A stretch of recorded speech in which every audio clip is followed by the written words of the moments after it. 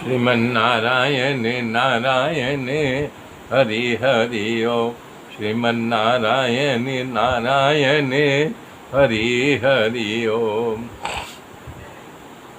तब राजा परीक्षित ने कहा कि मैत्रेय महाराज की मुलाकात विदुर जी से कब हुई, इन दोनों के बीच में क्या संवाद हुआ, हमारे पूर्वज विदुर जी सब छोड़ करके वन में क्यों चले गए थे, ये कथा मुझे सुनाइए।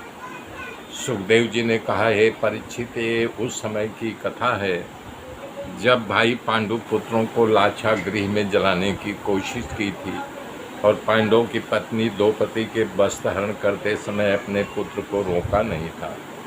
उसके बाद धर्मराज युधिष्ठिर को धूत जुआ खेलने के लिए आमंत्रण देकर दुर्योधन मामा शकुनी ने राज्य ले लिया और शर्त के अनुसार पांडवों को वनवास स्वीकार किया। वनवास की अवधि पूर्ण होने पर दुर्योधन करार के मुताबिक राज्य का हिस्सा नहीं दिया। भगवान श्री कृष्ण दूत बन करके दुर्योधन के पास आए, फिर भी धृतराष्ट्र ने माना नहीं। साधु जन धृतराष्ट्र का शिकायत करने लगे, उसके शासन की आलोचना होने लगी। तब घबरा करके धृतराष्ट्र ने सलाह के लिए विदुर को सभा में बुलाया। कर्ण, दुर्योधन, शकुनी, दुशासन सभी लोग सभा में उपस्थित थे। विदुर का आगमन हुआ तब धृतराष्ट्र ने पांडवों के समस्या का हल का निराकरण पूछा।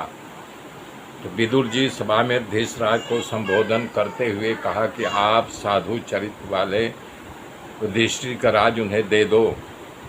आप सबका न्याय उन्होंने खूब सहन किया है, आप सब पांडवों को खूब दुखी किया है। हे महाराज, आप तो भीम को पहचानते हो न, काला नाग जैसे फुफकार रहा, आपसे बिना बदला लिए आपको छोड़ेंगे नहीं।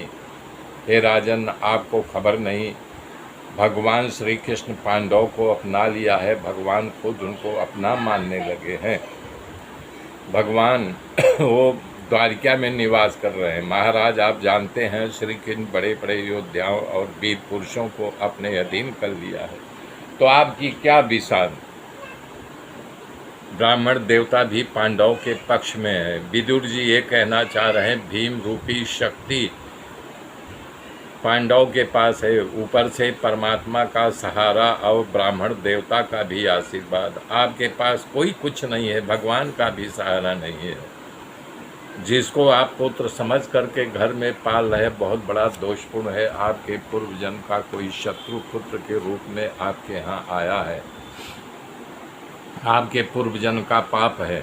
आपके यहाँ पुरुष जन्म लिया है, कारण भगवान श्री कृष्ण से द्वेष करता है, परमात्मा का विरोध करता है, उसके लिए आप कृष्ण विरोधी हो गए, इसलिए आप श्रीहीन बन गए हो। हे महाराज, आप नीति, शास्त्र, विवेक ये सब कहाँ गया? भगवान का विरोध करने से सब चला गया।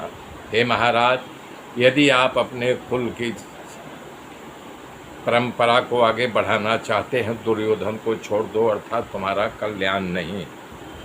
विद्या मिले तो विवाद नहीं करना चाहिए, धन मिले तो अभिमान नहीं करना चाहिए, सत्ता मिले तो दूसरों को दुख नहीं देना चाहिए, पीड़ा नहीं देना चाहिए।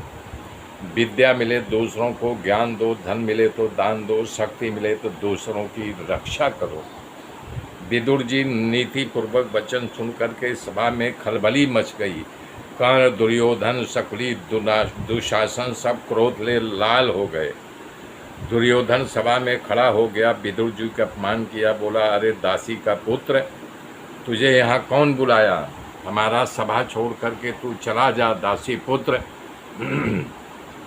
तो हमारा ही खा रहा हो, हमारा ही अहित कर रहा है, इस प्रकार से कटु वचन को बोला।